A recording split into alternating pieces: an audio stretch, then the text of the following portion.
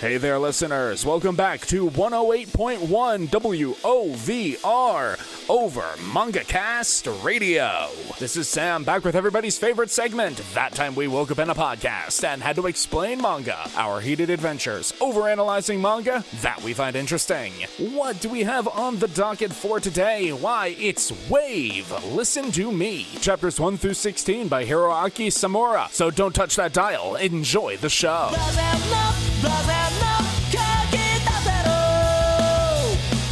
Hello folks, and welcome back to the Over MangaCast. My name is Sam, and as always, here at the top of the show, we talk about our familiarity with the property that we read this week. I had not heard this one before, which, considering my past profession, is kind of strange. But, yeah, this is a fresh read for me. How about you, Matt? Same. This got recommended at some point, and the premise seemed so narrowly up Sam's alley that I thought it was like, oh, this seems like the good thing to put on the back burner for when we've got an open slot in the schedule.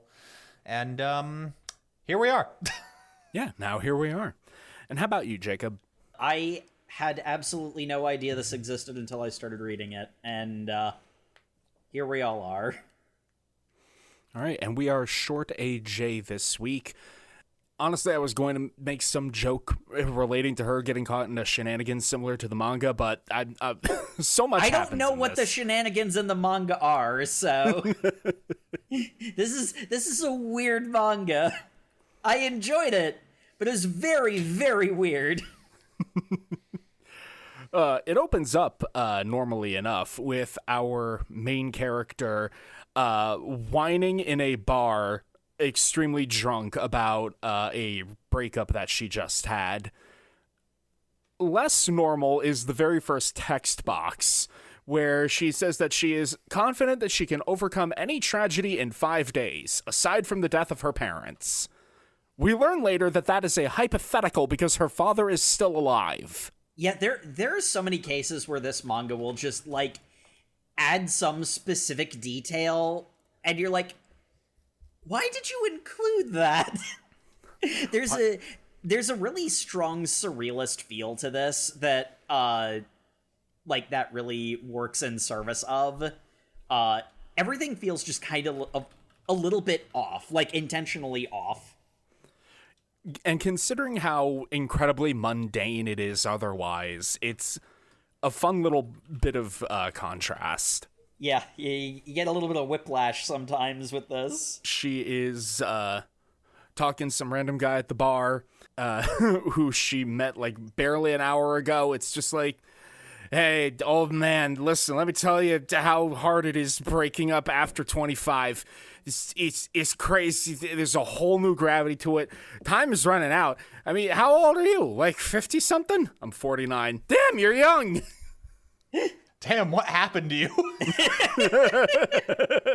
But she goes on this huge rant about how, my ex, he's from Fukuoka, and all the guys there are like bastards, and yeah, they got the pick of the litter with so many cute girls over there. He came here and he's used to being treated spoiled like, and I just can't do it. I was sad. Yeah. So to be fair, this manga is very like Hokaido. Yes, it is a product, and despite this podcast love of Golden Kamui, we're not great on the geography of Hokaido. Yeah. Especially because this is in modern day Sapporo. Yeah, it's nice the amount, because like this manga is like filled to the brim with a lot of Japanese like references in general, but like pop culture references, cultural references. The manga is very good about like pointing out this is a reference to like a convenience store chain or something like that. It helps keep up if you're not familiar with these sorts of things. Oh, but yeah, after complaining about the ex and the breakup, she blacks out and wakes up in her apartment. She's like, damn, I'm so cool. Even though I was blackout drunk and I didn't remember anything after I started talking with that guy, I somehow made it back home. It's really sad she's congratulating herself on this, because, like, Yeah. getting back home while blackout drunk is, like, just a thing you can do. Like, well, it's the one thing you can do. The best part is that's set up for something later. So she watches emotional movies to cathartically cry. I like how she got recommended by a friend a Demi Moore movie, but she got a Japanese horror movie by the same name, and it's just going like, it's a pretty good movie. I don't know why they thought I'd cry about this, though. Also, Demi Moore was barely in this at all. I think that is actually a American movie. Death Ship. Ghost is the Japanese title for it. And that's why she makes the mix-up. Because I think I've seen this movie. The ship powers itself on the blood of its victims or some such. Well, she does end up crying at it. It's at that point that we learn she was doing this on a work morning. She is like several hours late to work because she had to go through this this cleansing ritual of crying her eyes out at a movie before she went in. Tardiness during heartbreak doesn't count. The hell it doesn't! Yeah, Do your job! She's not great at her job. She's got that like She is competent when she's there. She's got that energy you get in like a lot of early 2000s like indie movies where people are doing a job that they hate. Kind of like it's yeah. Like it's a means to an end. It's not what their dream is, but she doesn't really even have a dream. So she's just like, I just don't care about this job. But I care that I'm not homeless and I can eat food. Mm-hmm. You're right. It is an awful lot like those 2000s movies. I love the owner of the store. Every character in this is a weirdo. The store owner is quite the guy. He's got like big curly mustaches. He's very dedicated to making the best curry shop in all Japan. A place of dreams where anybody can relax. And Minare's job here is twofold. She updates the morning blog because you got to have social media, and then she waitresses. And she's very mixed at that. Mm-hmm. And this curry shop's whole gimmick is that instead of using rice to go with their like soupy, their curry is also a little bit soupier. So instead of using rice, they use bread because they want to appeal to a female audience. And it's working for them, so I guess. I guess that's a thing that works, yeah. Yeah, it all starts off very, very mundane until over the radio starts playing her ranting from the night before. Yeah, it's like at first it's like a seemingly normal conversation, and then there's like a horror sting. Good afternoon, everyone. It's MRS, Moiwayama Radio 12 o'clock, and it's time for our new segment talking about the love trials of our listeners. At which point, her voice starts playing. Apparently, shockingly good recording quality for the fact that she was being surreptitiously recorded on like a hand recorded without her knowledge in a bar. With her knowledge is the thing. Yeah, because, technically with her knowledge. It's unclear, because... With her consent, at least, we find out. But yeah, consent to keep it after the fact. Whether she knew she was being recorded at the time, we don't know. Anyway, her entire rant about how guys from this, like, region in Hokkaido are garbage farm boys. That, like, no wonder there's so many, like, women there. Mm-hmm. And so she bolts out mid-shift. And I mean, it's one of those ones where having that reaction is not necessarily the weirdest or most unreasonable thing, but we find very quickly that this is basically just her default state. She has like less than zero impulse control. Also, to clarify, this curry shop has 3 employees, one of which is the owner. She was the only waitress. So, like... Yeah. She just rushes out at top speed. So I guess presumably the owner has to take over for her, like... It kind of looked like he was doing that anyway when she showed up late. He was, like, carrying trays of food.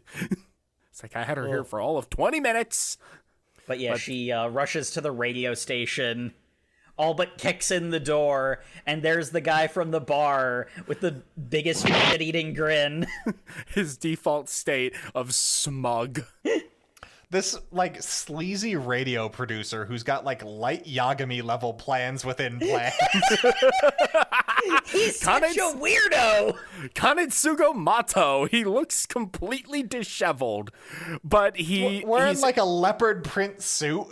Like, yeah, leopard print suit, long mustaches, lanky hair. Like, he looks like a retired mobster. Yeah, he looks like a drug dealer from like an 80s cop film. He looks like a character from our Vinland Saga spinoff. He should be slinging coke in Miami. But instead, he's a former TV executive who went to radio. As much as I love the medium, why? And he's got exactly the level of dubious ethics you would expect from a TV executive radio producer. Exactly what I expect from a Scorp. He's not even a Scorp. He's a producer. He's not the journalism department. So basically, our girl rushes in, like, trying to get this put off the air, but has the foresight to, like, stop when she can't immediately turn it off. And then sleazy producer guy's just like, hey, there's a 3-second rule in radio. If the silence is there for 3 seconds, we start getting our, like, beat in. 8 seconds, we start getting a fine. We can't turn off anything without having something to fill the gap. You gonna fill the space, girl? It's my head on a platter after 8 seconds. They let this rando hop on the mic. Yeah, Miss complete lack of impulse control over here gives a completely unprepared speech about, Listen, I take it back. Yeah, about biases are wrong. Also, Mitsao, I am going to kill you. It starts off just like, hey, I regret what I was saying. Because really, we just need to understand that everyone just can get along, and maybe I shouldn't have been speaking off the cuff. Also, my ex-boyfriend, I'm going to find you and f***ing murder you. This is a promise I am making on the air. I will hunt you to the ends of the earth. Have a nice day. Click. Meanwhile, I'm just reading this going like, so that radio producer's losing his job, right? Because he just... Because that is a crime.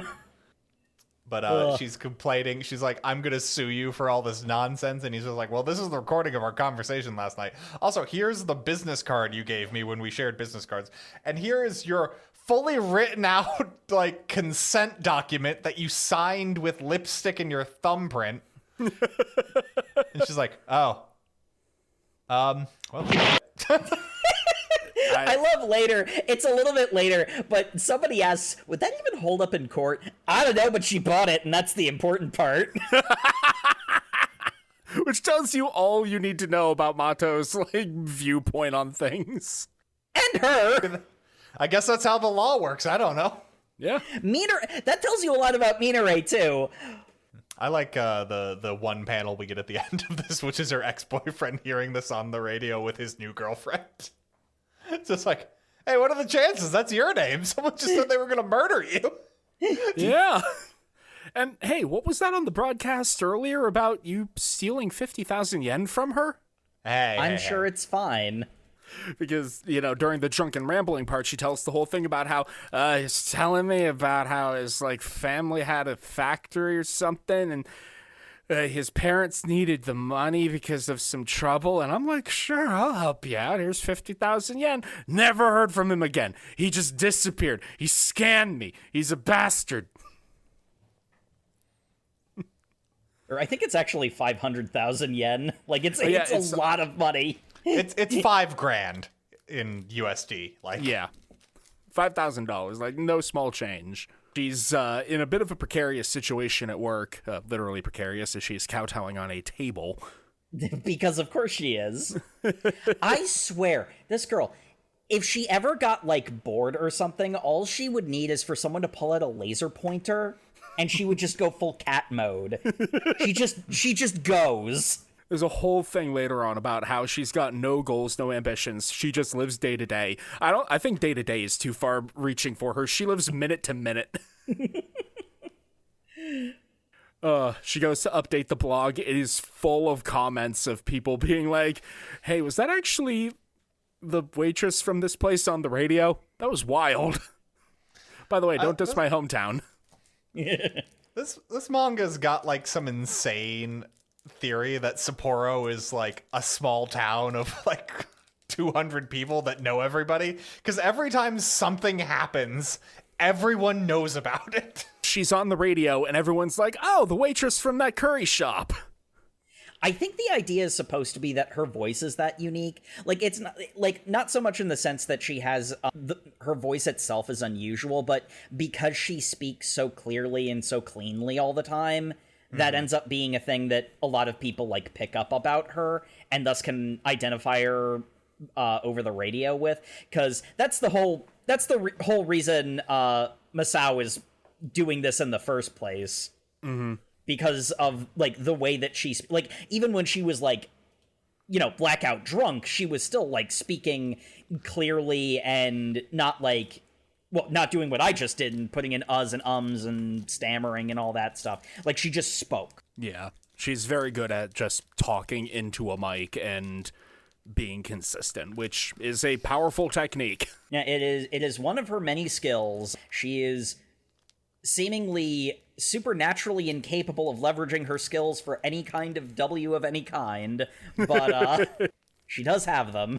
Also, there's this whole subplot about how the shop owner has been using the same base for the curry for like 14 years or whatever, and he's got an old bearded master on the mountain. It's Mitsuo, like, spitting some yarn about, like, he learned from the great curry master, and the, like, main chef that, like, works under the owner is like, you made that up, didn't you? But she keeps referencing it like it's true. What's with that weird kid who's looking at us at this culture festival where we've got a stand set up? That's the boss's master's grandson, the one who wouldn't follow the curry path, and he's been lured here knowing that we're here, so he can glare jealously at our inheritance of his family's recipe. Really? Wait, you were serious about that? Yeah. When have I ever lied to you? I have at least 15 different times. I love that, because I like half guarantee all of those are examples of her not like fibbing or telling an untruth, but her promising to either be somewhere or do something and then just flaking on it. Poor Nakahara, the chef at the curry shop, her coworker. He is long suffering. He's down bad for her. Yeah, he is probably the least weird of these weirdos, but the bar is set very low, and he only barely clears it. There's this whole thing where, like, the two of them did the, like, if we're not in this position by this many years, we'll do this crazy thing together. Except instead of, if we're not married by, like, 35, we'll marry each other or whatever, it's, if neither of us have moved on from this shop after 2 years, we'll take it over and make our own curry restaurant chain. You seem to be thinking I'm way more invested in this curry shop business than you think. Then why'd you make that promise with me? Which is really funny, because later they do make the, if we're still single at 30, we'll get married. Yeah. But we'll get there, because that comes with its own baggage. Yep. Oh, but yeah, so she's getting recognized by people, which is amazing, because they just seem to be like, cool radio spot, not just you threatened to murder a man on live radio? We find out that this is coming mostly from, there's a whole bunch of like YouTube videos of like her leaving, and you're just like, hold on, how did you get footage of her running out of the store? It's just like, and then we cut to the sleazy producer is like, yeah, I had someone filming her. I've actually been watching her for several days now. I kind of had a feeling she'd do something if we put this rant on air. And I'm like, my God, this guy's a jackass. Also, this seems like an insane amount of work for not that great of radio. Like, listen, man, people in radio are fucking weird. I should know. I was one of them. I agree with this statement. You are weird. But yeah, it's affectionate. Thank you. It's an insane amount of effort. It is like light Yagami tier plans within plans. All for, I thought it would be funny to put this girl on radio. I like her moxie. Long story short, it really comes down to he saw her at the curry restaurant. He noticed she looked like an actress that he either represented or something. We don't actually get fully confirmed what's going on with that plot thread, but it's literally just he reminded her enough of she reminded him of an actress enough that he was just like, huh, I wonder. And then it's like, she's got an interesting voice. I'll just hang out. Oh, she showed up to the bar I've been drinking at. Hey, I'm gonna chat her up. And then he's super impressed she went on a 20-minute rant while really fucking drunk and was super articulate. She's like, yeah, no, I can turn her into a radio personality. Let's just have her air her dirty laundry and threaten murder on my radio station for the next month and a half until I can do something with this. It's weird. A fun little bit of they come to the restaurant and they're all getting different things, and then he's just like, hey, how about you come do a radio job with us? And she immediately looks up the salary for a radio personality and then goes, I'm quitting this place. You all can suck it. And he's just like, I won't. I meant like a part-timer kind of role, like once a week, if that. And she's like, I love this job I'm doing currently. In fact, I'll take below minimum wage, Takarada-san. I love... Because what ends up happening, like, because she has no impulse control. She thinks she has power in the situation, so she immediately does the, like, screw over your nightmare boss thing, which, I mean, frankly, Takarada does not deserve, like, he has some occasional moments where he is kind of a little bit mean to her, but, like, she also is, like, way worse, and he's honestly does not deserve her crap. And it's like, this is gonna be one of those, like, Reddit getting one over on the evil boss thing. Yeah, we're not gonna hire you full time. Anyway, I love working here because she has no impulse control. I could even advertise this place on the radio. I didn't authorize that. Oh. You're not giving away airtime for free. Actually, that is what we're going to be doing later. Never mind. Turns out that's what we're doing. There's a whole little subplot with her showing up to the radio station the next day, with her like staying up late reading fortune tellers, like fortune websites. I do love the little like text box that says people who are fulfilled do not look up fortune telling sites. Yes, but, this is accurate.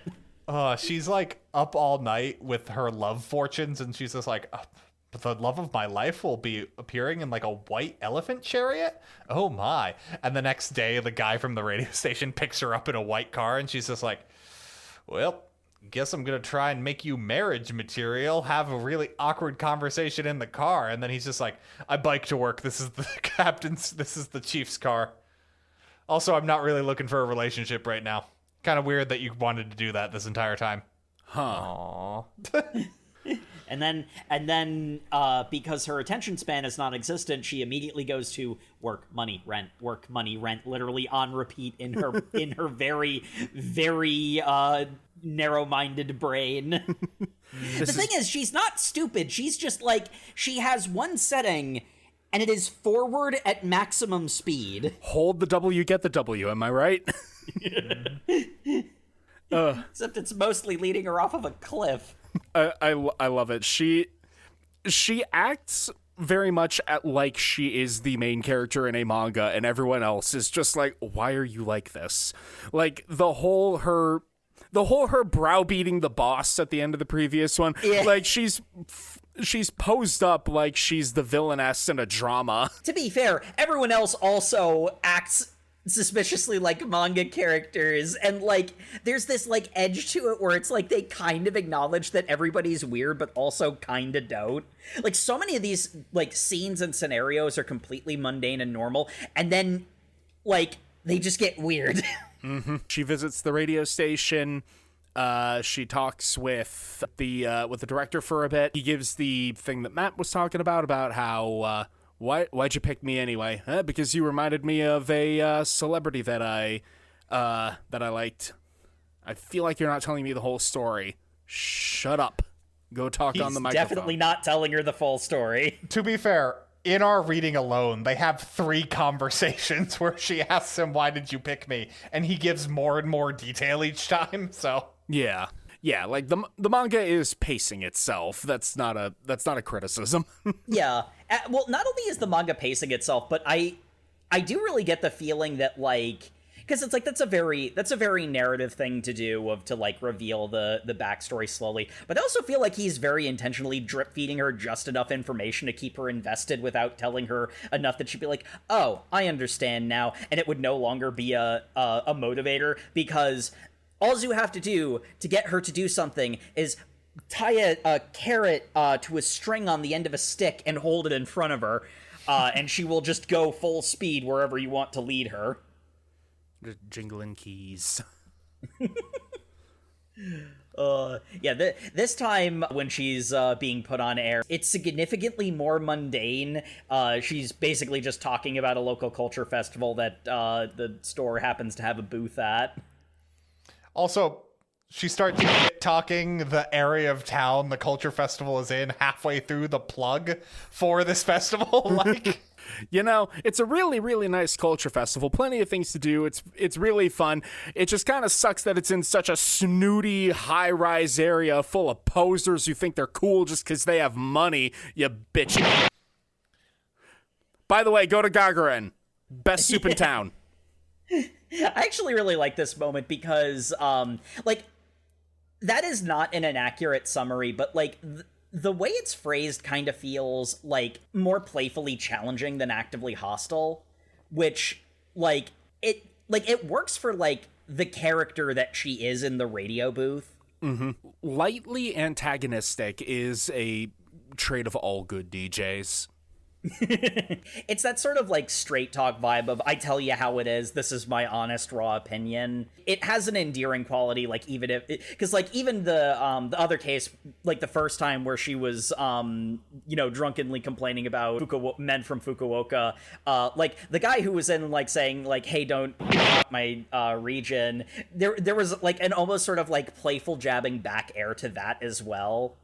Like it's clear the brand that Matzo like wants to have her like be. Mm-hmm. It's not quite shock jock. Not yet. It's the same. Not yet. Not yet. The same vibe as shock jock, but like more like personable and approachable. Mm-hmm. Like almost the sense of humor we use. I like how the radio spot she recorded is playing over a montage of them getting ready for the festival of like setting up their curry restaurant, and she's just wearing an apron that says "There was no God." It's pretty based. She absolutely bought that as an impulse buy to spite someone in specific. 100%. I'm not sure because the chef love interest guy has one that's called "The Earth Was Blue." And I'm wondering if there's just like a full quote between the 3 aprons. It might be like part of a poem or something, yeah. But hers on her own is just like, okay, well.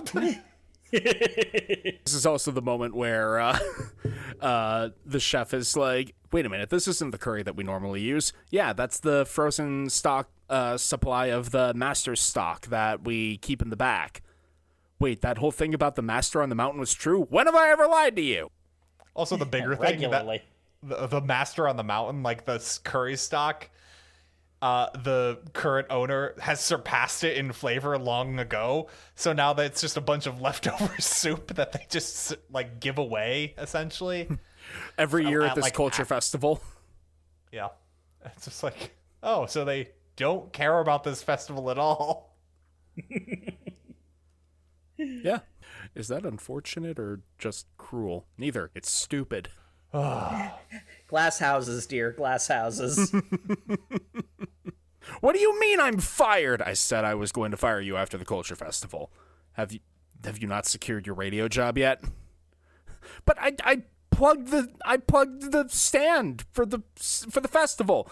I only supply enough that I know will sell out. And it was 2 seconds at the end of a full spot. That's nothing. Also, I didn't ask you to do that. So Yeah. I didn't ask you to do that, and I didn't agree to that. You just said you would do that, and it would save your job. I never agreed to this. Fine, I'm leaving. And he's just like, you're not really the kind of Dreamland employee I'm really expecting here. So she goes with her not boyfriend, but holy shit, do they act like... They It's act really like fucking close. She wants their relationship to be smooth, hand gesture. Please stop doing that. Why do you keep doing that? They go to like a beer garden and get like a 2-liter tower that you see at like, I can't even remember the last place I was at that even had like one of those self-service things at the table for like way too much alcohol. But it's just the two of them. So like, Yeah. So they are going through a shitload of booze. yeah. So we find out that she's in on a little bit of gossip that the curry shop owner is gay. And that's why he's not a super big fan of her, because if she wasn't there, he could afford to hire more sexy men to work for him. How do you know he's gay? He puts his hand on the ass of every man he's with in a photo. Does kind of randomly grab my ass in the kitchen. Oh my god. How have I never noticed? The best part about this is, like, I'm not 100% sure if she's right.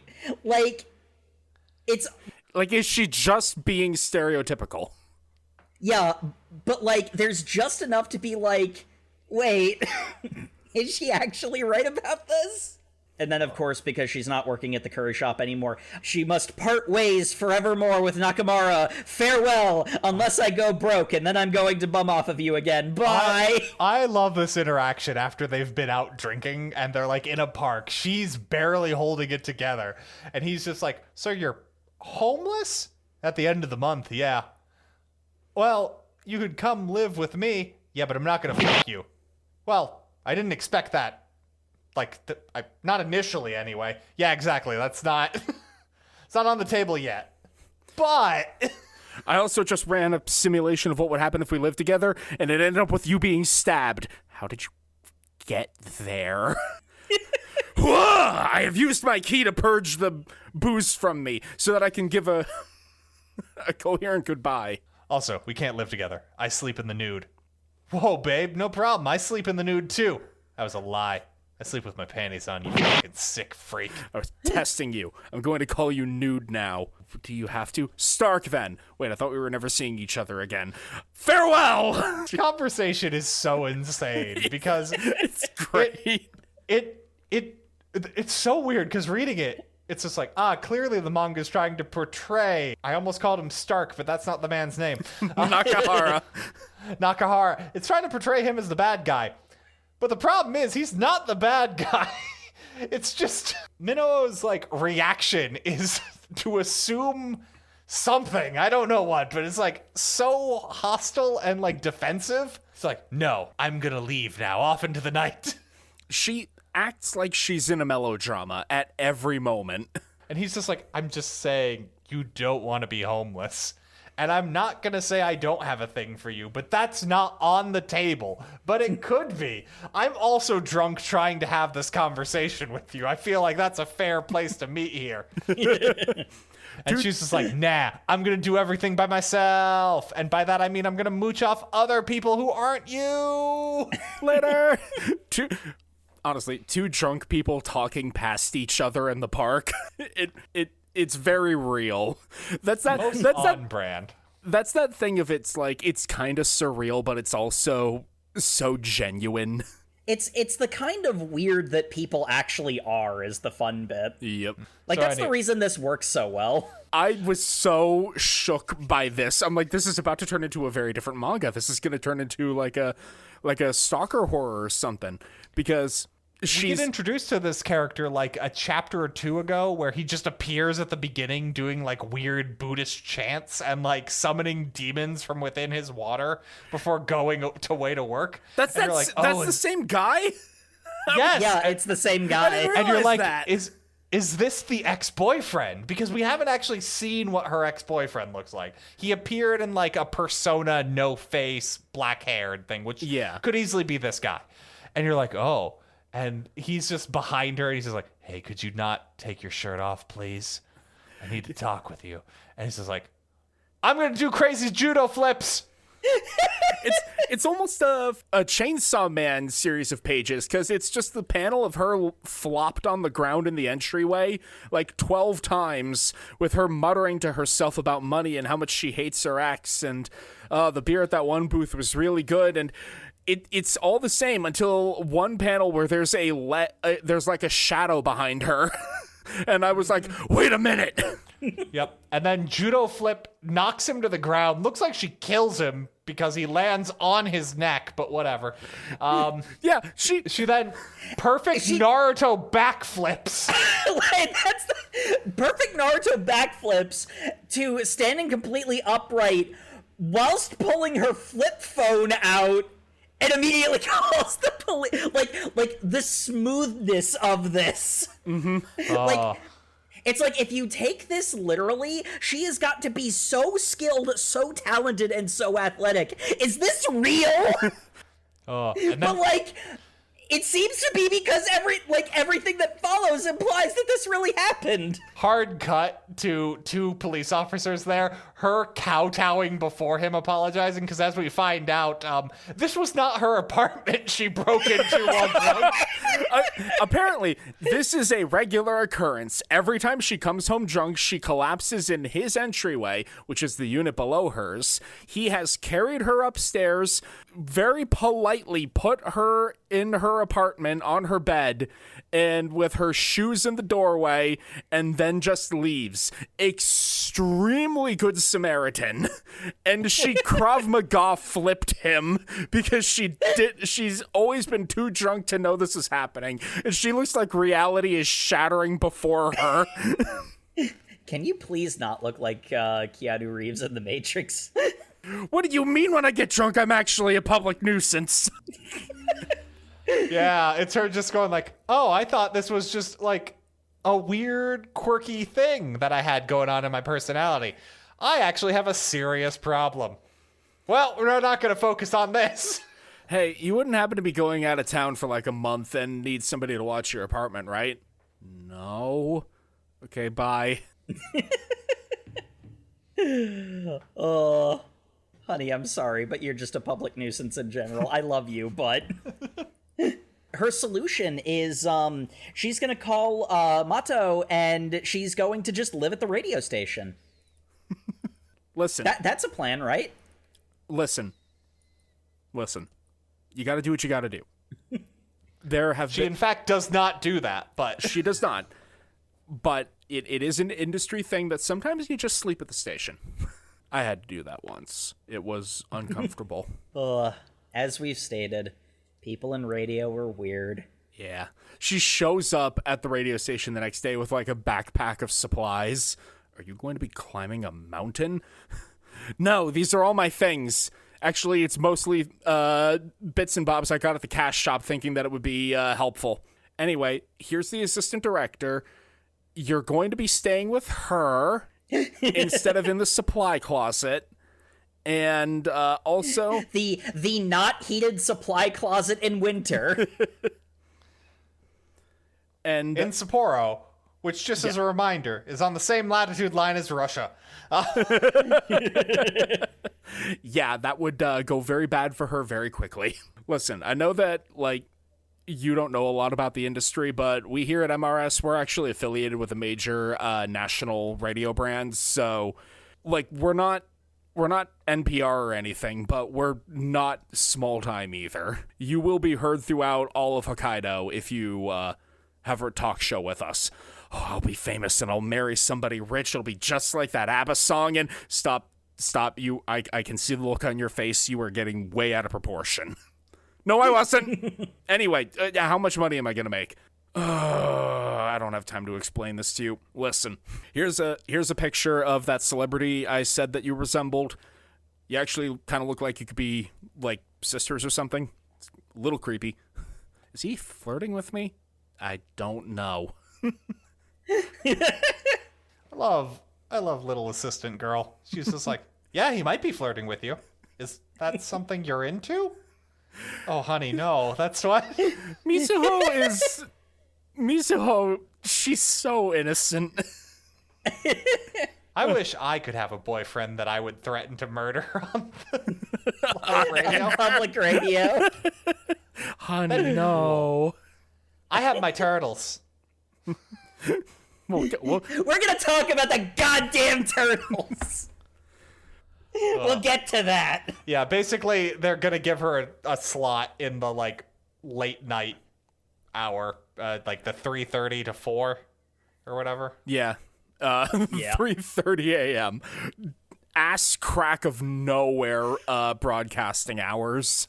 It is such like non-prime real estate that it is pennies to advertise at that time comparatively. Which is what she's gonna need because she is an amateur currently, and it's gonna be hard to get anybody any sponsors. Mm-hmm. Oh, by the way, that thing the director was going on about where it's like 3 seconds of dead air is a problem and 8 seconds is his head on a platter, he was kind of exaggerating. Like, yeah, dead air is bad and you don't want it, but honestly, the radio listening audience is pretty lax.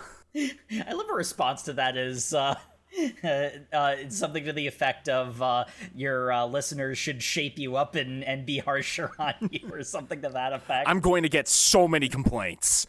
Right, that's what it is. I'm gonna get as many complaints as possible so that your listeners shape you up. and like she would too. That is the way that she thinks. An idea pops in her head, and she smashes into that wall as hard and as fast as she possibly can. The assistant director just finds it amusing, though, because by this point they've gone to her place and they're drinking again. This can't go wrong. This happens a lot. But I love it. She wakes up the next morning. Mizuho has already left for work, and she left like a breakfast for her, and she's like, this girl is so nice, I don't want to be a leech. I'll go sapphic for her and marry her. I'll give her plenty of lovin'. And I don't know. No impulse control. I don't know if she's like joking or not. I don't think she's joking, but I also don't think she's serious either. I think a thought popped into her head, so and she barreled toward it full speed. Yeah. I think what she's saying is like, my God, she's so perfect. I deserve to make her happy. And you make someone happy by thanking them frequently. Because, dear God, I have not been in a relationship for 6 months. And we add another vertice to the love tesseract, and... Why did she agree to this, by the way? Because it seems like she's just letting this person live with her for months. I think she just thinks it's funny. I guess. I think you'd be really good on the radio. They're sharing like a 1-bedroom, isn't they? Yeah, she's on a futon on the floor. Minare's not being a complete leech. She feeds the turtles. There is an entire completely covered corner-to-corner page of how to feed the 3 turtles. And diagrams like, of the turtles with their names and personalities. And what to do if the big one eats too much food that the little one needs to eat. And she's just reading this going like, she she could have just fed the turtles in the time it took for her to write this. Like, Well, yeah, but then she didn't get to. But then she wouldn't have gotten to info dump about her special interest pet to a person who has that's to 100% listen. what she did. Mm-hmm. That's 100% what she did. Oh God. I would do that. Yes, you would. I hate myself. Well, I know who I identify with in this manga.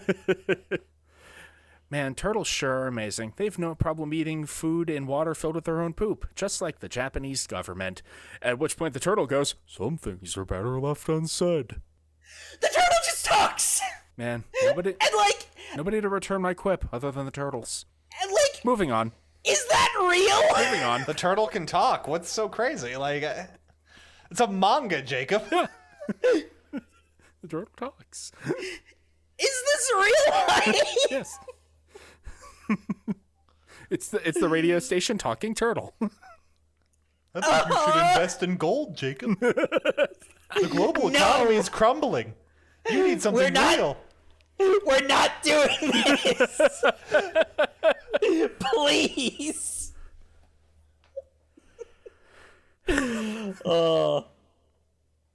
I know it's scary. Sometimes you just wish you could hide in your shell. But we all don't have that luxury. You need to. I do. If you're gonna build a good life, you need to have some investments. You need something that allows you to motivate yourself into the future. You should invest in crypto. I'm going job hunting with my curry shop boyfriend who I broke up with last night. Just like, I don't need you for anything. Hey, do you want to spend the first half of your day helping me find a job? I also need a sponsor for my radio show. No, I don't have any sales training. Why do you ask? Oh, this chapter, when she's like, yeah, I can do some sales hunting while I'm out here. I'm just like, honey, no. $500 is fine, right? For us, Nakahara just going like, just call the producer, please. Just call and ask. Yeah, And he's just okay. like, How much for a flight of commercials for the expected thing? What do you mean 10 million yen? Is that for a year? No, that's a month. That's 6 months. 1.7 mil a month. What? But how? I thought we were just a stupid local radio station in Sapporo, the smallest town in the entire world. No. First of all, Sapporo is a major city, and also we air to all of Hokkaido. Even if you are on the ass end of nowhere as far as the broadcasting schedule is concerned, we don't give away our airtime for free. Unless we do, but we'll get there. Yeah. We'll get to that. Also, why are you trying to get your own sponsor? We have a sales department for that. Shut up. So she goes to beg for her job at the curry restaurant back because she caused a lot of trouble. And Nakahara's just like, hey, you should go apologize to the curry shop owner. Why? Well, I mean, you could just not do this radio gig. Besides, you're beautiful. You got big tits. You got a good voice. What was that about my tits? But you make a way better waitress than a radio host personality. What? You're really backhanded with the compliments here, dude. Anyway, with you, but Be by my side, and we'll have a soup curry chain, the biggest in all of Hokkaido.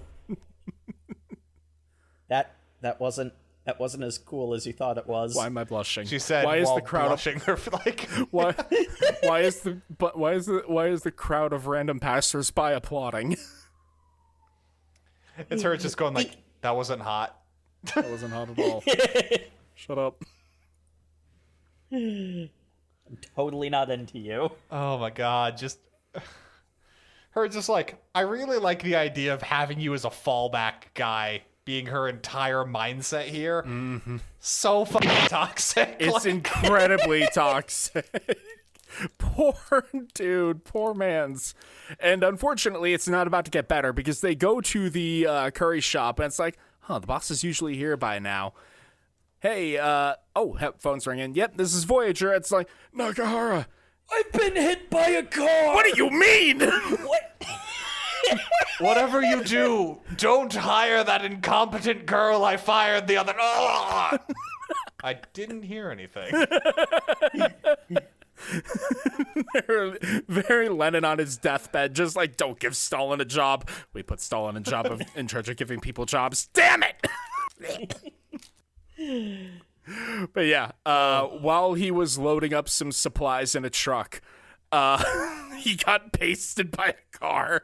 So the boss is going to be in the hospital for a bit, and the shop is very short-staffed. So congratulations, Minare. Your quantum employment has been observed again. Yep. Oh, and this is where we get the two of them working together in their curry shop. There's a whole little tag-away line where they're like, hey, you might have remembered that there was a part-timer working with us at the festival.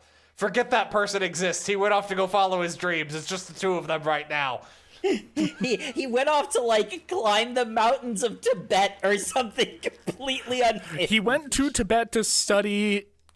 He went to go study medicine. Oh, like to become a doctor? No, he's going to Tibet to learn Tibetan medicine. So, wait, is that like a holistic thing? I don't know.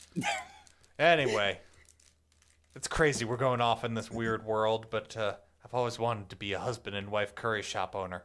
So, how about we make the first step of that dream happen right now, baby? No. But we might kiss. You're coming on really strong. I want us to keep the relationship smooth. That doesn't mean anything. Stop doing whatever you're doing with your hands. And even though you have zero ambitions and just live minute to minute, you've got lots of good points too. You suck at giving compliments so bad, dude. Remember that one time that a mom let her kid eat spicy curry and he started crying, so you acted like Bill Nye and made him laugh? The boss hated it. I love how he's trying to compliment her, and her reaction is, yeah, but I also insulted the shop and the boss rightly yelled at me for it. Like, she's not unaware of her flaws, she just doesn't care. You weren't embarrassed or anything. I was humiliated. I just am very good at not showing it in the moment. She's like, okay, I'll level with you. If you're gonna own your own curry shop in the next 4 years, which is when I'll turn 30, we'll get married and do your dream. That sounds great. And I'll stay completely single until then. And we're both gonna remain single for the next 4 years, no matter what hot piece of ass walks through the door. Here's the important thing. She doesn't say that second part. She just says, I'll stay single until I'm 30, which feels like a tacked-on afterthought to this oath that she is swearing. It is... No one's really asking for that bit, but it's happening. It is... It has many implications that I am not sure at all that she knows what they are. So anyway, a much hotter woman enters the restaurant.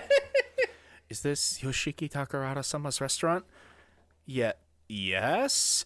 I must apologize. It was my brother that totally splatter killed him. As compensation, I will become your unpaid intern. Do whatever you want with me. Whoa. Why did you... I mean, what? Well... Why'd you phrase it like that? I recently did just kind of enter into a marriage pact with my long-term friend. Also, can we hire somebody without paying them? Would the boss be okay with that? The boss is currently unconscious in a hospital. The boss isn't here. I love that that's her reaction. We can have her do dish duty. They immediately start taking over this restaurant the second the boss is in the hospital. Yep. They start adding to the menu, like... They're putting new things on the menu. They're changing everything up. They're hiring people. Can't see the air quotes, but I did air quotes. And we have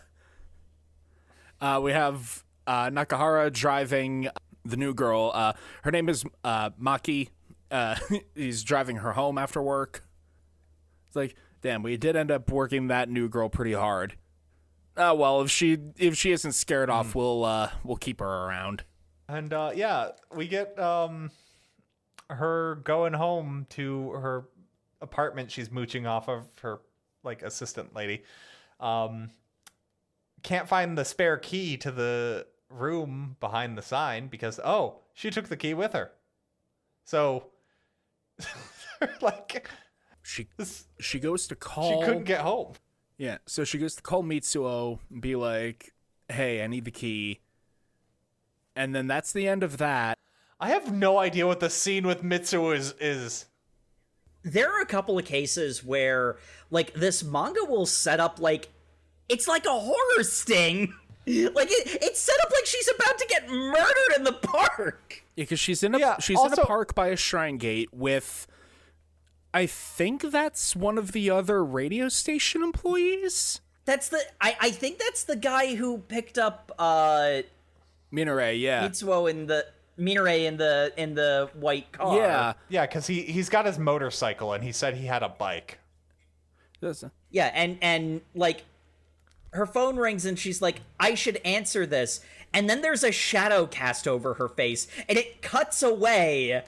And then we don't see her for like 2 or 3 chapters. And I'm like, wait, did she not come home that night? Like, what happened here? The cutaway. Did she? The cutaway is weird because it's Nakahara and Maki in the car. And it's like, so, hey, where actually do you live around here? I don't want to go home tonight. And that's the end of the chapter. It's really weird and surreal. The turtle is complaining about his legs. Is Mitsuo dead? Are Maki and Nakahara I don't know. I mean, maybe. Find out. Maybe. I don't know if that's supposed to be setting up that Mitsuo's not being super honest when she says, like, oh, I'm not like you. I'm not familiar in the ways of love. And like, maybe she's like, I don't know. Also, because she could just be working late at the radio station. I don't know. But like, why was the panel framed that way with, like, she's like, I should take this, then fearful face as a shadow is cast over her. Nah. The other guy just took his pants off and she's like, nah, we're fucking now. I'm putting this phone call away. The paneling, it made me think that, like, Mitsuo saw Nakahara and Maki in the car, but, like, that doesn't make any sense. She doesn't know what either of those people look like. I think it's really weird. It's really weird. I think this might be a good opportunity to take a quick break. We are about halfway through our reading. And somehow it's only going to get more unhinged, so brace yourself. Yeah, we'll be right back.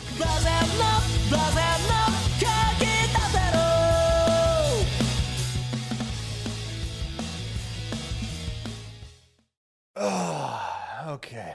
Hey, Sport. How's it going? I'm sure you've been noticed that we've been a little distant lately. Others wanted me to come in here and talk to you so that you're certain that it's not your fault. They were really clear that they wanted me to come in here and make you think that it wasn't your fault. And frankly, if you weren't around, maybe me and the other co-hosts could still be happy together.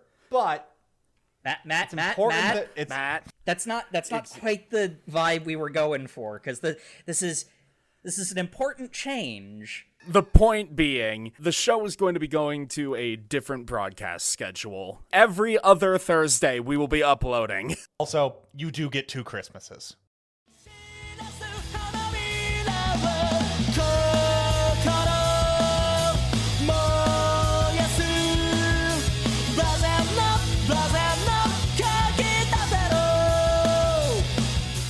And welcome back to the show, folks, where last we left our bevy of weirdos. They're barely protagonists. Yeah. They're all just kind of there. We learned that the owner of the curry shop got hit by a car, and according to a flashback from the perspective of the temp that was with him... This is such a weird addition. Apparently he was going to steal the store's money. He was going to ingratiate himself with the staff and then steal the money and run. And then he got hit by a car. Completely independent of everything else happening. He's also because this manga is weird. He's also drawn as the world's most stereotypically Indian man. He looks so done with everything. He's in the hospital just like, my fucking life. They have to, like, they're in the same room, too. Like... You know what, Buddha? I get it. Fine, karma. I understand. But yeah, this is just building up more of the relationship love drama. polygon, whatever the hell it is. I love how casually Nakahara is just like, yeah, so instead of dropping her off at her house, we kind of just hung out on a park bench drinking into the middle of the night. And it's just like, wait, hold on. Didn't you just make like a 4-year deal with her? No. Everyone forgets about that deal until they don't need to. Yeah. But, There's almost an attitude of she's the one who made all the promises, so he's not bound by it, which it's like, that's not how those sorts of deals go. But, like, at the same time, they're like, but that's also true, so And he's also like, what? We didn't do anything weird. We just hung out on a park bench until I took her home, and then I left. meanwhile, she's just like, you better not be because even though I explicitly don't want a relationship with you currently, I want the option in the future. I still feel territorial. Oh, wow. That's just awful. That's just awful attitude to have in general. And it gets worse because Maki is so enthusiastic about this job that she's like, quick, teach me how to do other stuff. I actually really enjoy working here. She's a great waitress. She started updating the blog in the morning. Like, she is just encroaching into Minari's territory. I love how one day of her trying really hard makes her a better waitress than Minari. It must be all that great training I've given her. Just because we have another waitress doesn't mean you can stand around feeling smug. Move. I think she just stands around feeling smug in general. Well, in good news, Mizuho's alive. Yeah. She's not dead. She's That's not good. dead. She just comes home like nothing's the problem. It's like, hey, I'm glad that you got your curry job back, but don't forget about the radio station, okay? That's like the plot. Is it? I don't know. That's what the cover told me the plot was, but it's very unclear at this point. There's more weird stuff that feels like setup because Minari is having like self-confidence issues again. It's just like, I'm just some rando. The actual like DJ that he's got is so good at the job. Why would he want me? And Chishiro-san, the actual DJ who's there, she's great. She's a jack of all trades. Yeah. Why did you hesitate? Anyway, I'm rooting for you. Good night. That was weird. Maybe she's being bullied by her. Yeah, this is my headcanon. And it is now actually canon. Yeah, that is the way her brain works. This is my headcanon. Therefore, it is reality. She's got a Tumblr blog mindset. She does.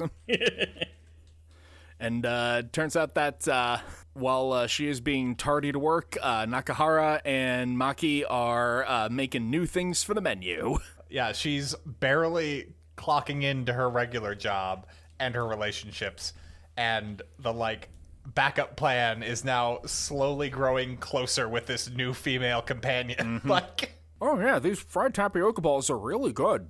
Maybe we should put this on the menu. Oh yeah, what should we call it?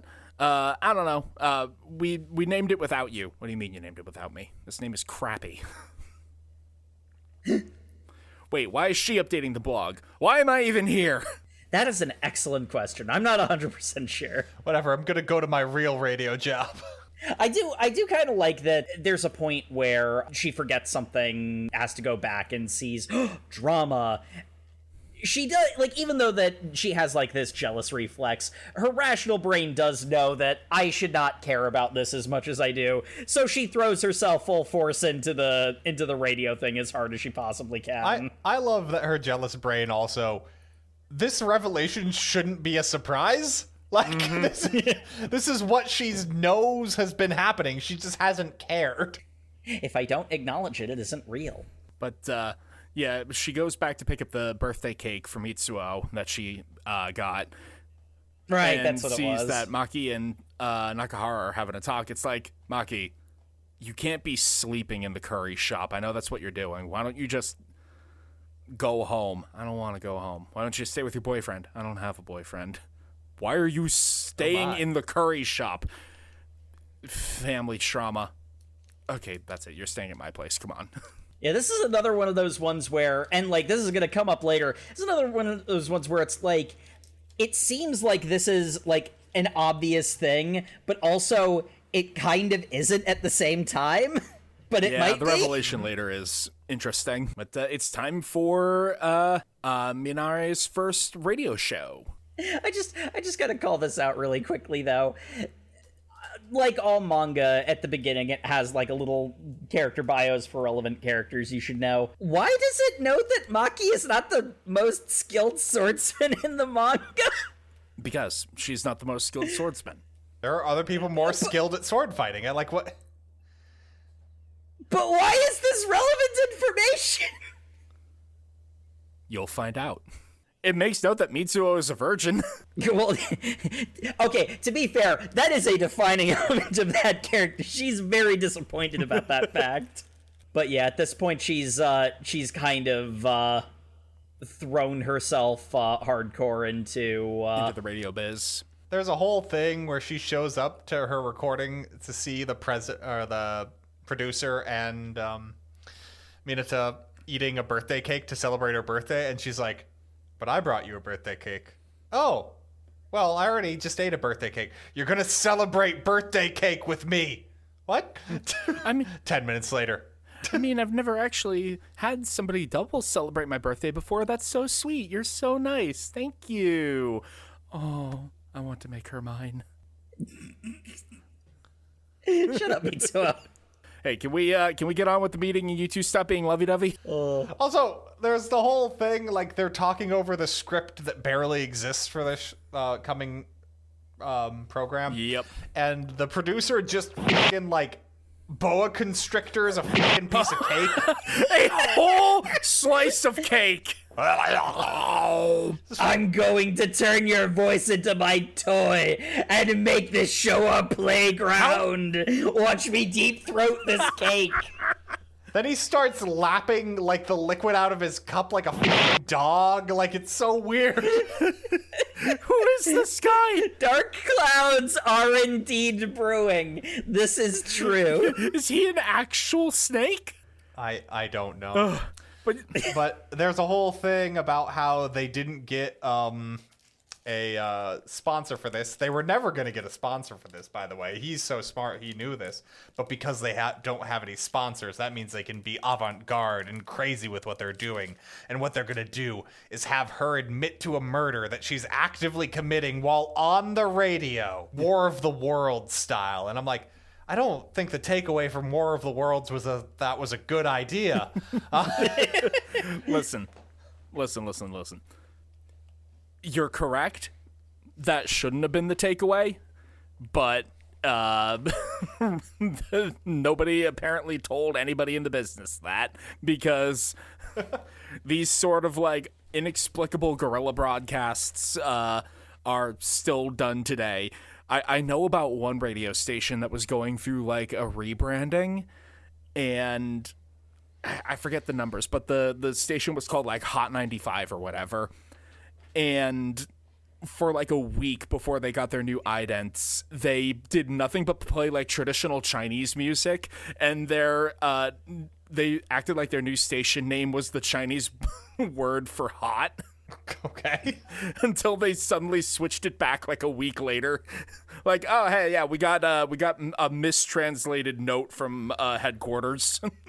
So what you're saying is this is an accurate depiction of the radio experience. I'm disturbed. So here's what we're going to do, right? I don't know how we cleared this with anybody else, but your show is during a half-hour portion of a different talk show. So, like, when that show ends, or, like, before a rerun? No, just straight in the middle of it. What? Anyway, we're going to break into that. There's going to be no idents, no calls or no like announcement of the name or anything. You're just gonna do this script. The script is full of holes. So you expect me to improvise most of this? Yes. Okay. Who's even listening at 3:30 a.m.? What could go wrong? That is the point. We are only weirdos are going to hear this, and they're going to be super into it. Hey, producer, do you think I'm hot? Do you think my boobs are big? You are live in 45 seconds. Okay, fine. And then one of the best panels in this manga, I can feel it rushing back, my usual baseless overflowing confidence. Say what you will about her. At least she's self-aware. You and me both, girl. Oh. And we we get a great scene transition to a man about to be murdered in his apartment. Yeah. And I thought this was the manga just giving us a visual to go with the Minare's like radio performance, because obviously you couldn't just make a manga about like a Rakugo stage play, except Akane Banashi exists, so I guess you can. But yeah, I thought the same thing. Like this was a visual of what was happening. But then the phone starts ringing to play the radio play. Okay, she probably just had like whatever Japan's equivalent of the iHeartRadio app is on for like music when she decided to do this murder, and did not know that the radio station was going to do a guerrilla broadcast. And it's a guerrilla broadcast of what's actually happening right now. I finally did it. I killed that bastard Mitsuo. And I was like, what the fuck you mean? What? He's actually getting murdered right now. How? What is this manga? Perfect timing. And like, there's the whole, oh no, those lights, it's the police. There's lights outside the room where she's trying to do the murder. So she drops the phone, runs outside, and apparently gets hit by a random, unrelated car. Because, like, Minari's going into this, like, entire thing. Like, we get shots of her in the booth, like, leaning in and out, moving around, and I'm just like, talking to the mic. No, it's supposed to be an accidental broadcast. This is actually good Foley. God damn it. Anyway. And it's her going into like, oh yeah, the greatest sorrow I ever felt was when my dog bit an old lady and got sent back to the pound. But that's because I actually care about the dog, not this worthless scumbag it was entirely just to kill. And going into this whole thing, cut to this actual murderess freaking the fuck out, standing in front of the phone. How does she know my life? This is so fucking trippy. To be like actively in the middle of your murder plot that, spoiler alert, you're only doing because you heard this guy get called out on this radio station last week. Yep. And, you know, she drops the knife, she runs out, gets hit by a car, and Mitsuo's lying there tied up just like, I wonder when I'll be found. And it's that point where Minari swaps from, you'll never take me alive, coppers. Hey, wait, why are you grabbing my genitals? Wait, you're not police, you're aliens. Also, I'm gonna really hamper in on the genitals thing. I'm gonna keep talking about it in my ad lib. This is great for radio, right, Sam? Listen. She didn't say any of the words you're not allowed to say on air. But, oh my. Yeah. What do you mean you're taking me as an ambassador? How are you What do you mean you made a clone of Mitsuru? What do you mean that clone doesn't have his memories so that maybe our relationship can work? Please join us in this great feast. And anyway, bye. Click. Hey, that was some great work out there, kid. You are an expert at this already. It's very impressive. Why did you have me do the entire outro by myself? Literally, the script says the police car was actually a UFO. What? Anyway, improvise the rest. I'm going to bed. I love that. I still can't even get over her actually stopping the murder. Why? Hey, I mean, Anyway, they all leave the radio station at like 5 in the morning, and she has a very vivid dream about talking to some aliens about her blood donor card that's interrupted by a turtle pissing in her mouth. That also happens. Oh, you're up. Oh, sorry. I had the turtles out of the enclosure so I could clean it. That was very naughty, going in her mouth like that. But they go and they check the internet about it. There's a whole bunch of posts on social media about how, what was this strange broadcast? Was the frequency hijacked? This is crazy. War of the Worlds ass science fiction twist, and whoa. And we find out that of these posts, the producer's been astroturfing like 20% of that.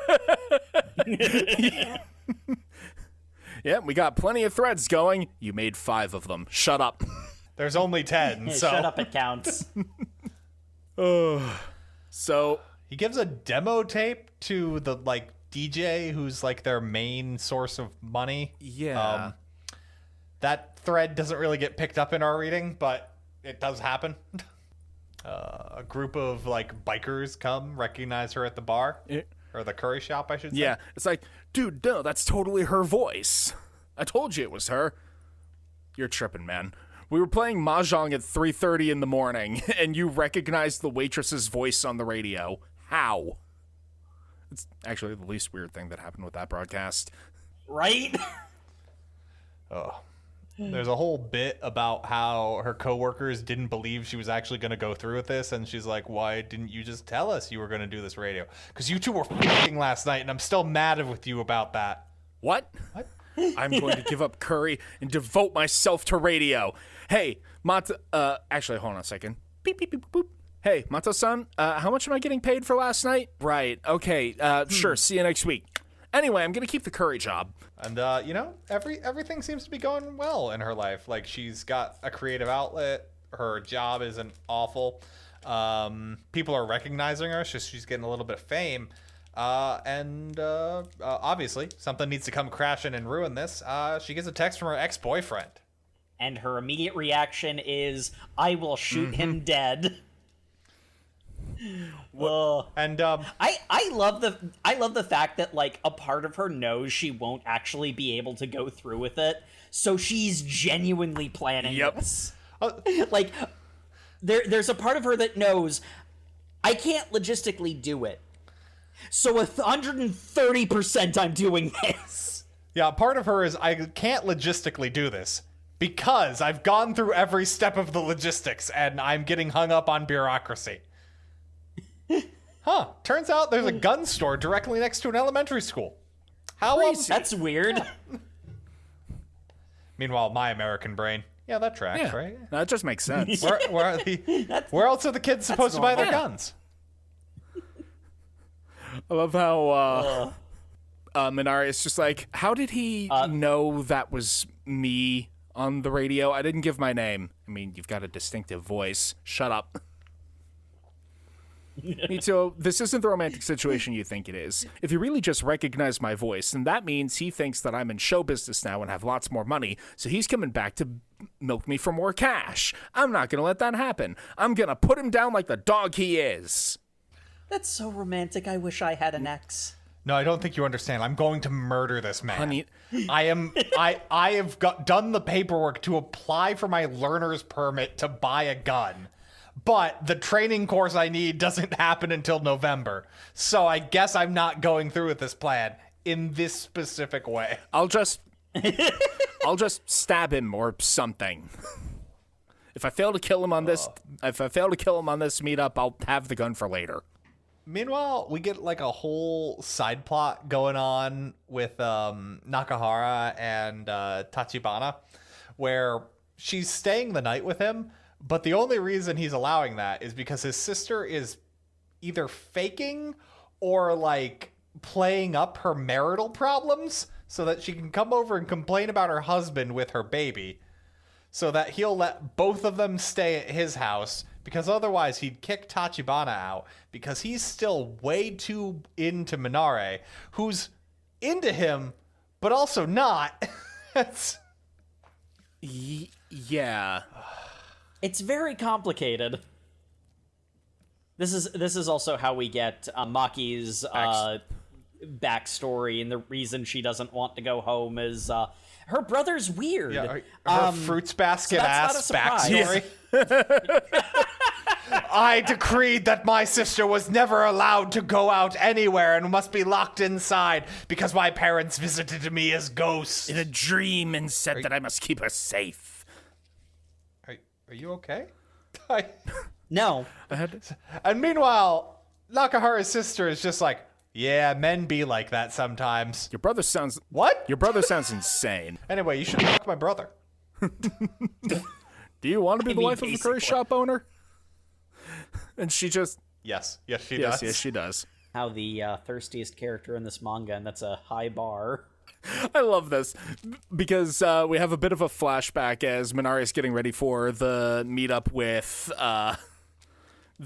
her ex.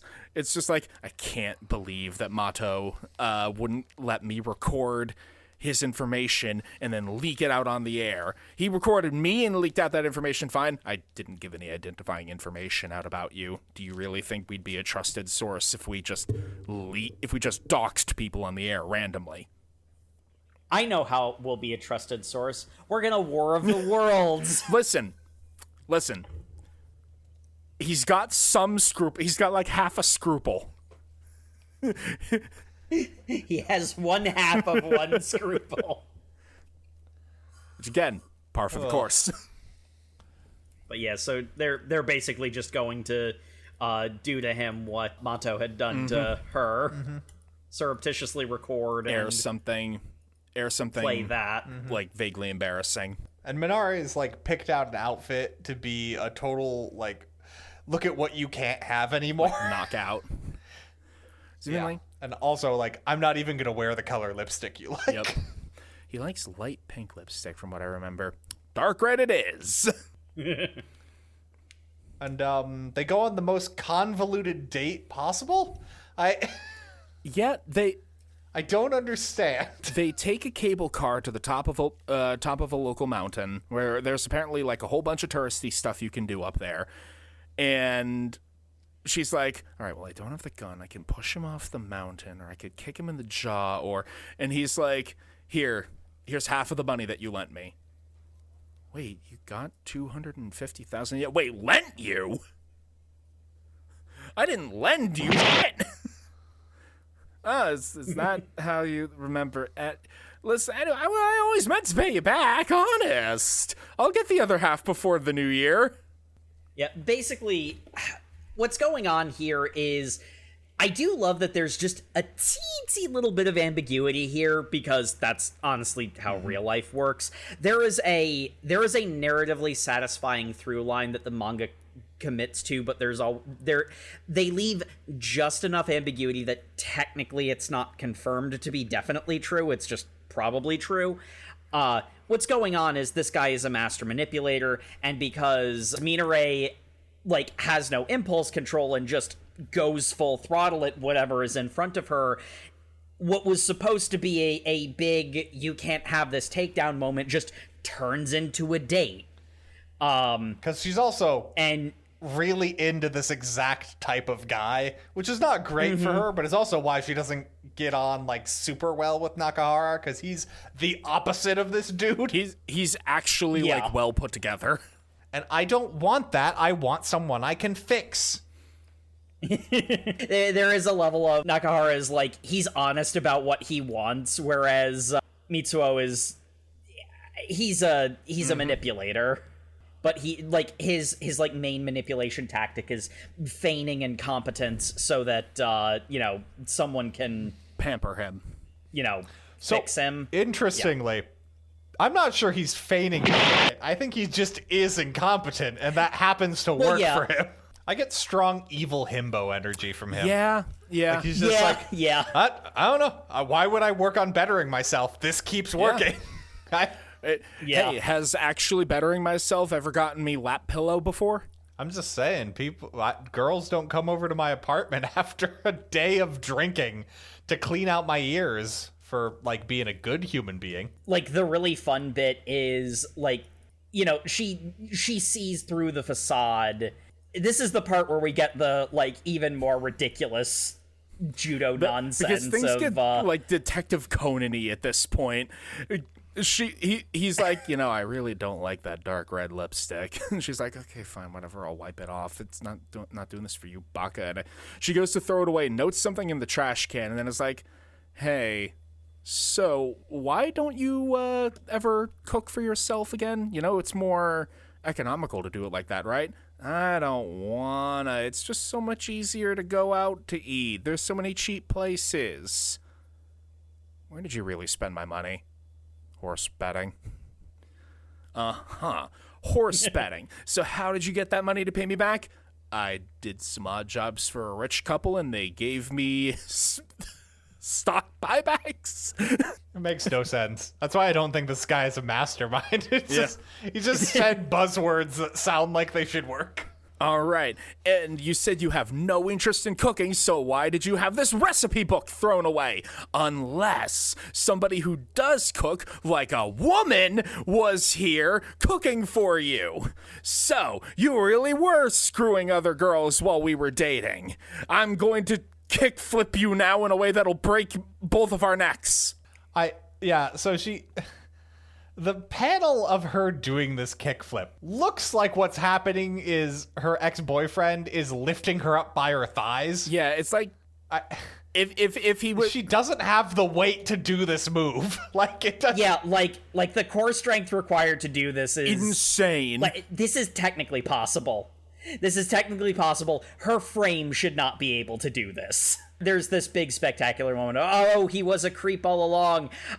There is a really funny moment where she realizes, wait, there's a mundane explanation to this. And it's like, given all the evidence that we've seen and the way, like, he acts, she's probably right about him being a creep, but this is the thing I mentioned about there's just enough ambiguity to, like, keep a level of it's not even verisimilitude, because it's like, one of the things that's just true about the real world is that you don't usually get clean endings to things.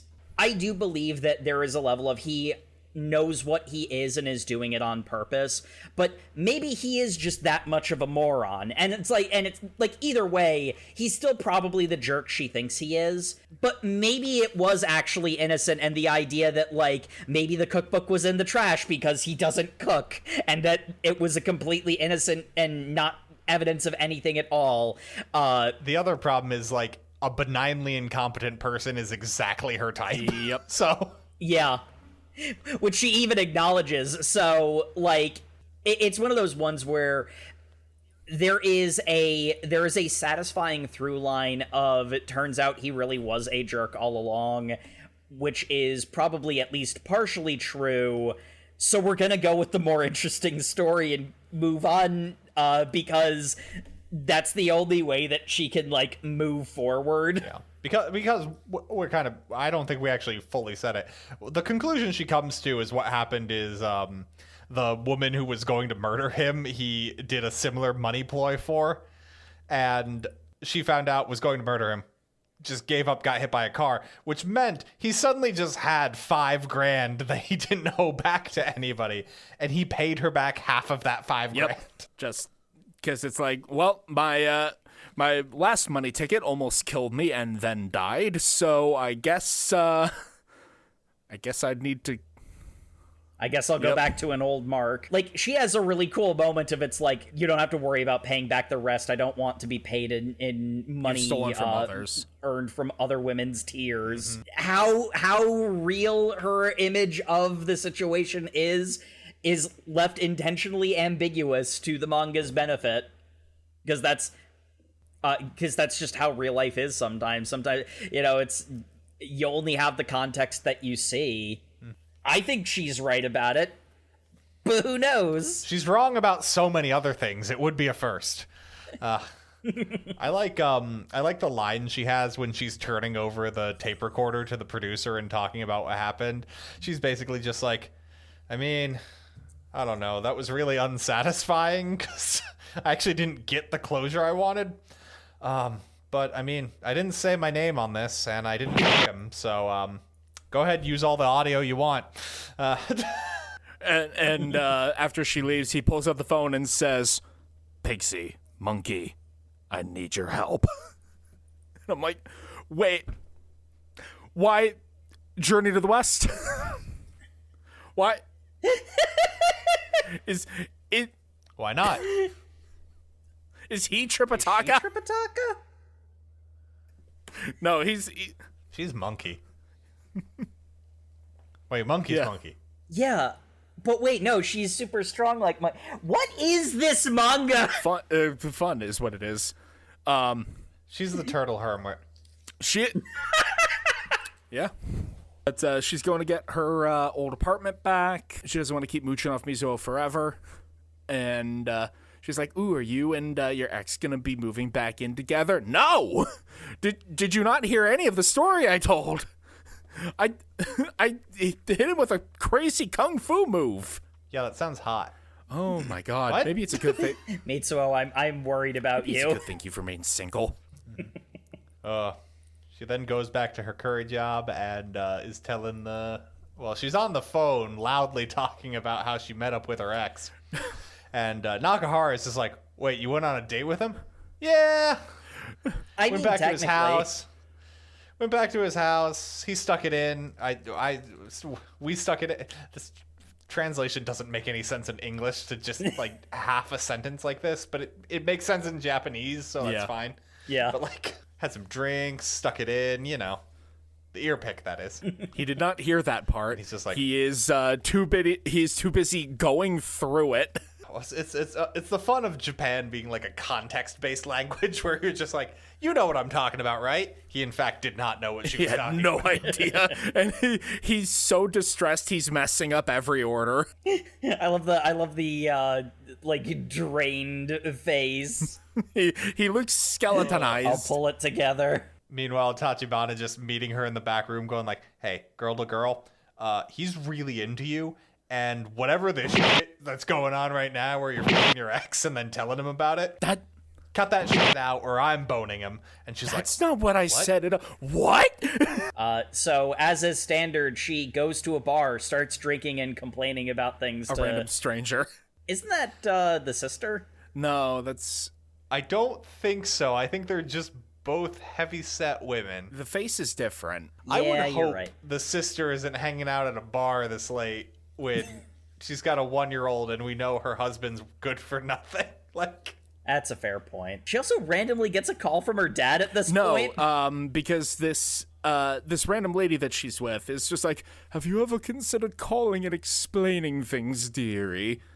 I That's guess right. I could, And she drunkenly died. I guess I could actually communicate. Hey, Nakahara, about that thing I was talking about this afternoon, I didn't actually X. Why are you telling me this? I am your father. Ah, Dad! wait, so he stole $5,000 and then you were going to f*** him today? I really should have raised you better. I say as I'm outside a pachinko parlor having lost $400 tonight. Something apples, something trees. Anyway, I'm gonna go home. Getting really cold. Don't know how I'm gonna explain this to your mother. Which, again, proves that the whole thing at the very start about how, save for the death of her parents, she can get over any tragedy in 5 days, the death of the parents was a hypothetical. Why would you hypothetical that? Theoretically, it would take longer than 5 days. I guess. Are you saying it would take less than 5 days? No, I'm not saying that. It's just, it's a strange hypothetical. You're a strange hypothetical. Anyway. Come on, guys, don't fight. You should invest in Bitcoin.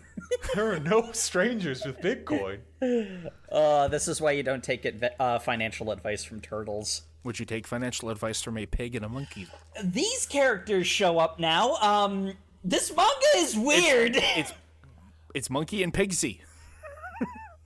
I have no idea what's going on here. This man is literally just a pig. He's an orc. He's got a snout. He looks like the people from that episode of The Twilight Zone where they make that woman beautiful by mistake. And they're like amazing Foley artists who know every trick in the book to make every sound effect, including a bunch of them with their own mouths and hands. And Minore walks in as they're going like blah blah blah blah blah. Blah. Just making a whole bunch of sounds like, this is what I'm working with today? Is a pair of chuckle things. Yeah, they're old pros. I hired them because we're going to do something crazy. You know our show that has no budget? I hired 2 more people to work on it full time. So wait, What? This is a totally normal decision. they're doing this pro bono to stay in the business, and you wanted to save on sound effects, didn't you? You're 85% correct. It's way too high of a percentage, but okay. We're going to... You know what? Stopping to think about it is something I have never done before in my life, so we're gonna go with it. We're doing all this live, and they're doing the sound effects live. They've got the rain, they've got the shovels, because the plot for this episode is you're burying Mitsuo's corpse. The one who died and was cloned by aliens last time? Yes. Shouldn't we be more worried about the canon? Nobody... Listen. Anybody who's listening to every segment that you're airing doesn't give a shit about the canon. They're tuning in for 5 minutes at a time on their car ride. They're catching part of it. Also, more importantly, whatever you're doing right now, this character you're portraying, you're going to die and be reborn a new, powerful woman. Now we're going to make out. Who can have her own talk show. Yeah, we're going to make out.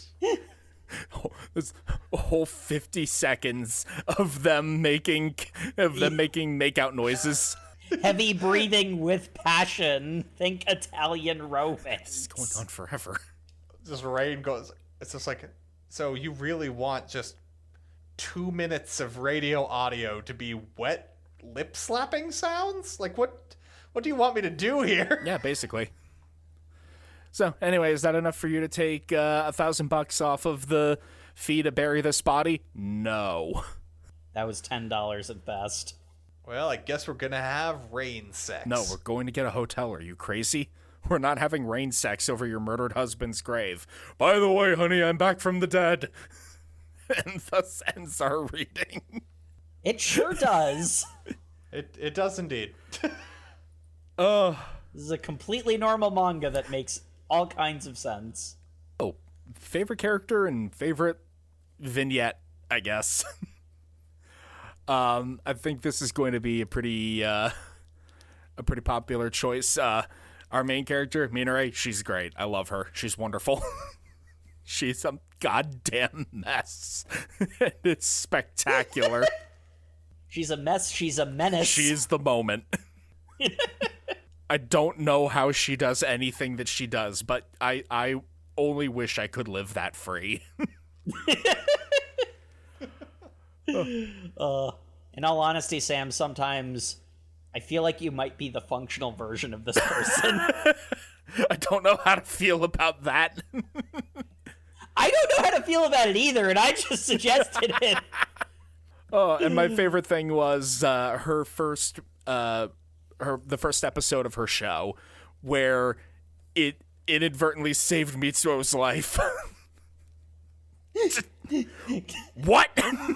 That's a thing that happened. It was just like a compelling little story that she was telling until it had the weird sci-fi twist, and then it was funny, and then that was coupled with, by the way, this man was actually going to die.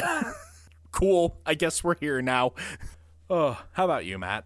Favorite character, I gotta go with my girl Tachibana, because she's in a completely different manga. Yes, she is. And she's just happy with that.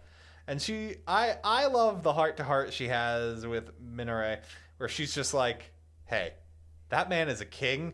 He has done nothing but kind to you, and you are currently trampling all over his heart. And if you don't want him, I would go to town on him. You just really just need to say go, and we can all move on and have happier lives. And Minare is just like, no, I want everything. And I don't know, she's just great. I also love that it takes her one day to be better than Minare has ever been at her job. And then favorite vignette, I gotta go with the date of Minare and her ex that just slowly devolves more and more into nonsense. It's like, oh yeah, I'm exactly into this kind of loser. A lot of the problems in my life are my own doing. Damn it. Why am I like this? She's so self-aware. Well, I guess I just like mothering broken men. That... Why is that my kink? Why am I like this? She said as she was about to go to town on him, and then equally suplexed him.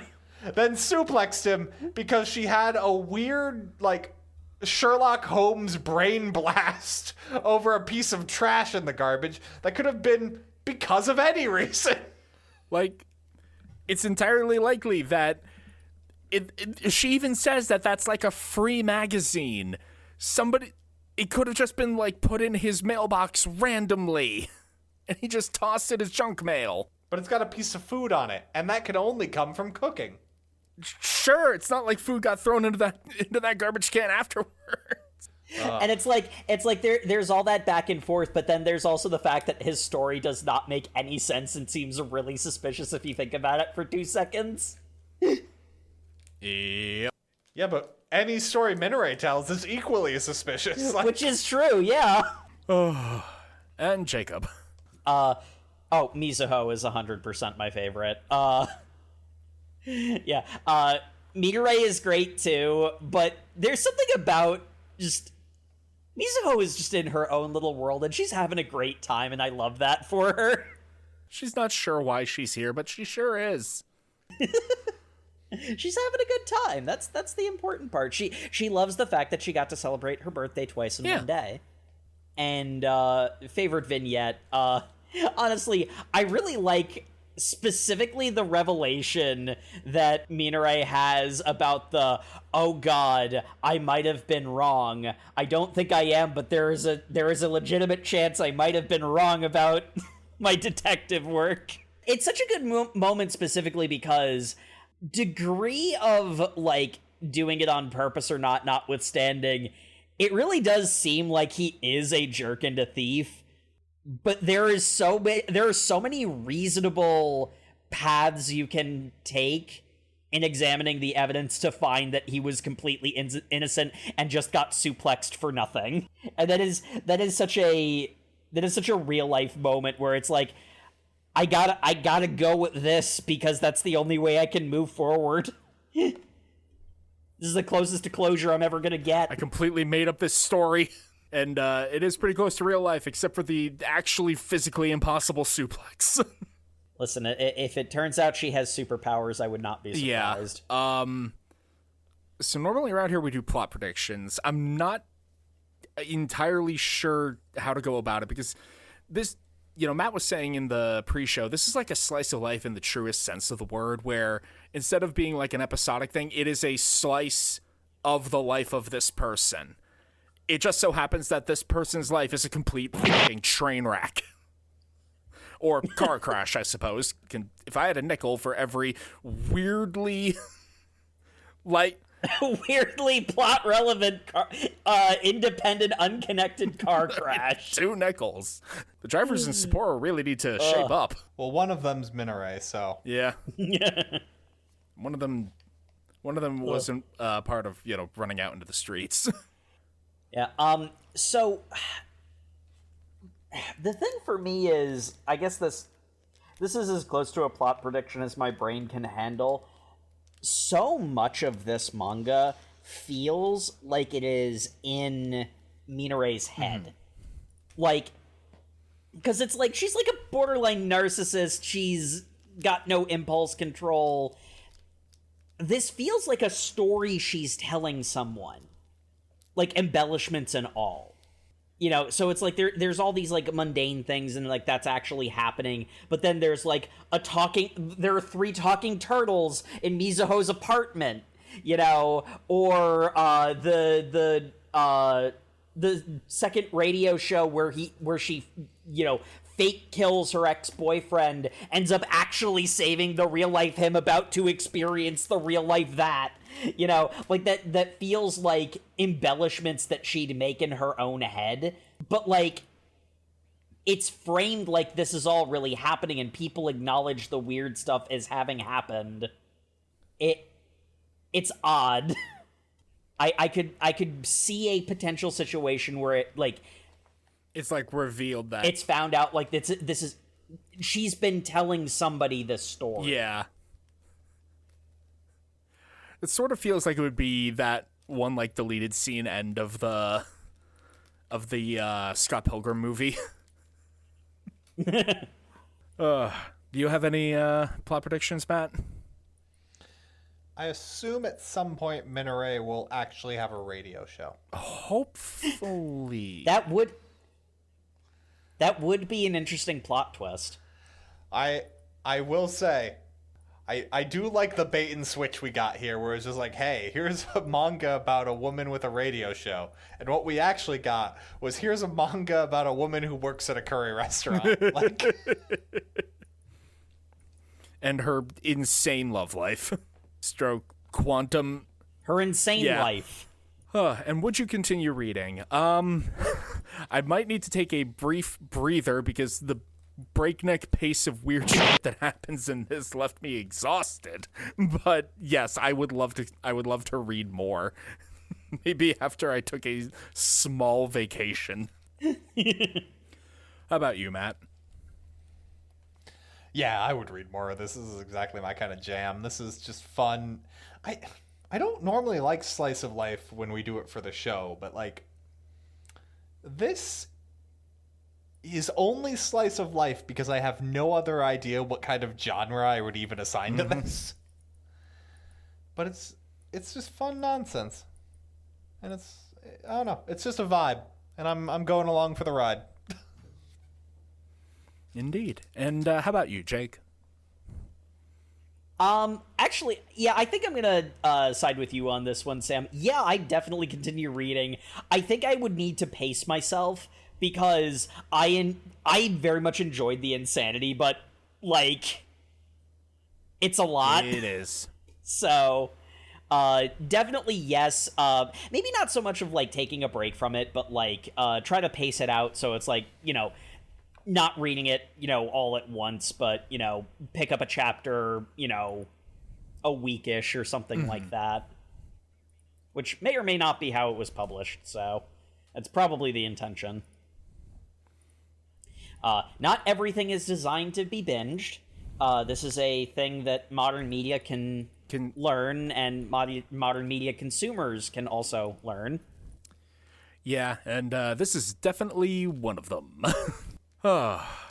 And yeah, thank you everybody once again for tuning into the Over Manga Cast. As always, you can find us on all your social medias where we are at Over Manga Cast. You can also find us on YouTube where you can like, comment, and subscribe.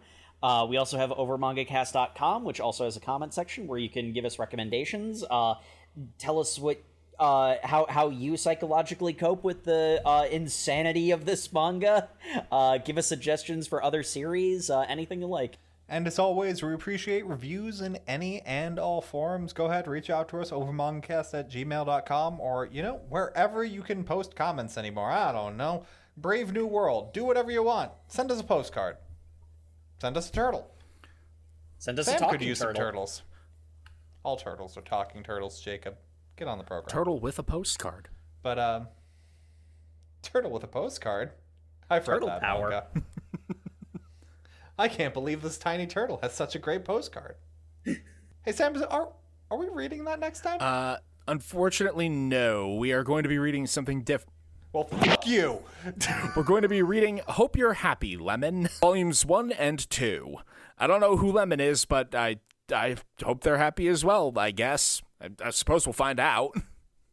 I think he's the guy with the fire bombs. Anyway, be sure to read that if you're keeping up with the show, and we'll see you all 2 Thursdays from now. Remember, new schedule. Good night, everybody.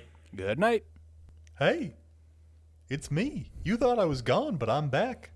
And I just want you to know, women ain't worth shit, and you should invest in Bitcoin. The turtles got into the recording booth again. Cut the feed. Cut the feed.